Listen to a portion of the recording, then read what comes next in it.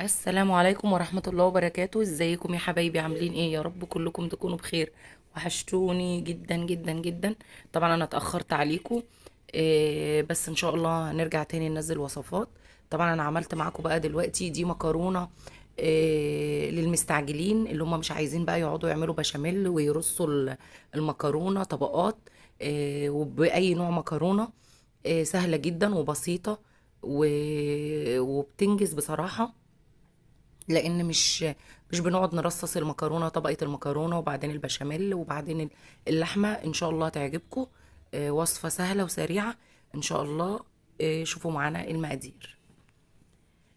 طبعا انا هجيب طاسه دلوقتي هسخنها كويس جدا وهنزل بشويه زيت ومعلقه زبده او سمنه زي ما نحب. وهضيف طبعا يكون عندنا كميه لحمه بقى نص كيلو ربع كيلو. اي كميه ما فيش منها مشكله. ده حوالي نص كيلو لحمه بس هو ما كانش فيه دهون، فطبعا انا عشان كده زودت مكعب الزبده. طبعا لو اللحمه فيها نسبه دهون عاليه يبقى بلاش نضيف اي دهون خالص.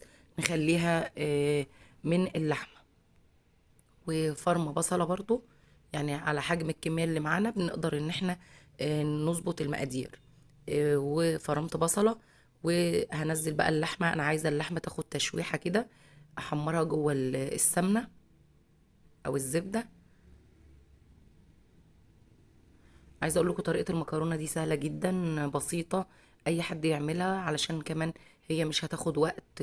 مجرد ان احنا نقلب المكرونة مع اللحمة ويبقى الدنيا كلها ما شاء الله سهلة وبسيطة. زي ما انتم شايفين كده هبدأ ان انا احمر اللحمة كده. انا مش عايزة اللون الاحمر ده موجود خالص. كده خلاص هبدأ بقى انزل البصل.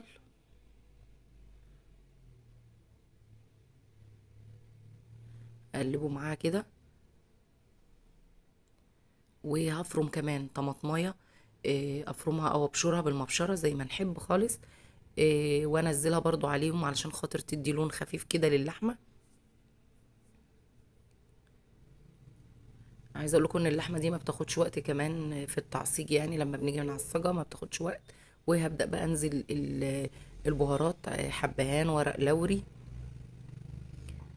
ولو عندك مسمار او اللي هو القرنفل بنضيف كمان حبايتين. انا مقطعه فلفل اخضر. طبعا دي كانت اللحمه استوت، انا بحب اضيف الفلفل ما يستويش في اللحمه. وطبعا فلفل حار لو احنا حابين نخليها حاره.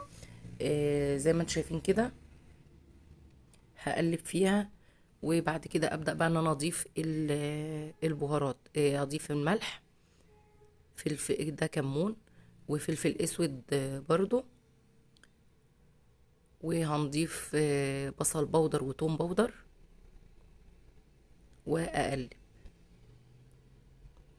ممكن نكتفي بملح وفلفل بس، مش مهم ان احنا نحط كل البهارات دي. ورشة بسيطة جدا من جوزة الطيب. واقلب. طبعا كده اللحمة خلاص استوت، مش محتاجين حاجة تانية فيها. هبدأ اشيلها بقى على جنب وابدأ ان انا اجهز المية علشان خاطر اسلق المكرونة. طبعا انا جبت هنا قصدت ان انا اجيب اي نوع مكرونة. مش شرط مكرونه قلم. لان طبعا زي ما قلت لكم انا مش هرصها زي المكرونه بشاميل. انا هعملها كلها في بعض كده عشان خاطر لو احنا مستعجلين نقدر نعمل برضو مكرونه بشاميل. ضفت للمكرونه ملح. سيبها لحد ما تستوي. هعمل بقى بشاميل خفيف خالص. مكعب زبده ده حوالي كان آه، كيلو لبن او كيلو الا ربع من اللبن او الحليب. هضيف معلقتين دقيق زي ما قلت لكم ان انا مش حابه البشاميل يبقى تقيل. انا ضفت سمنه او زبده وضفت مكعب مرق وطبعا ده اختياري. هقلبهم كده وبعد كده انزل بالدقيق. اول ما يتقلوا كده خلاص تمام يبقى احنا كده خلصنا الوصفه كلها. نبدا بقى نرتبها زي ما انتم شايفين كده. المكرونه اهي انا صفيتها. هضيف بقى عليها اللحمه. مش محتاجه زي ما قلت لكم رص ولا اي حاجه. يا ريت طبعا لو وصلتوا لغايه هنا في الفيديو يا ريت تعملوا لايك واشتراك وتفعيل الجرس علشان يوصلكم كل جديد. طبعا ضفت بقيه اللحمه. بنشيل ورق اللوري عشان ما يجيش. ولو الحبهان برضو شايفينه يا ريت نشيله.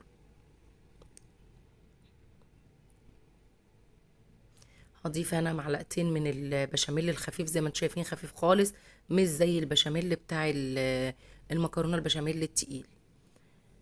هقلبهم كده، وبعد كده بقى اضيف كمان رشه جبنه رومي، وطبعا دي اختياري براحتنا خالص، ممكن ما نضيفهاش. وبعد كده اجيب بقى البايركس وافضي فيه المكرونه. وبكده الوصفه خلصت، مش محتاجه حاجه. هضيف في الاخر بقى، اجي بقى على البشاميل اللي انا سبته. انا عايزاه بشاميل كله جبنه. طبعا هرش هنا رشه جوز الطيب. وبعد كده هضيف كوبايه من الجبنه الموتزاريلا، زي ما قلت لكم انا حابه ان الصوص كله يبقى زي صوص الجبنه بالظبط في الاخر. داب كده ما شاء الله عليه داب. هبدأ بقى ان انا اصبه على المكرونة.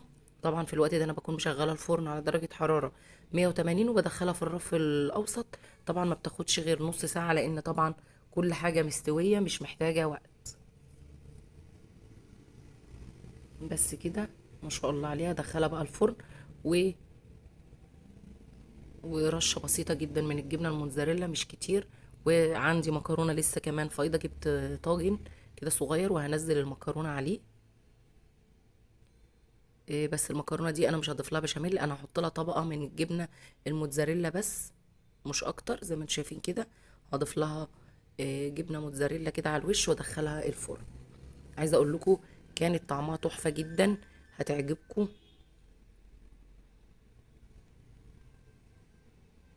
وهدخلها بقى الفرن. يا ريت لو وصلتوا للفيديو لحد هنا، يا ريت تعملوا لايك واشتراك وتفعيل الجرس.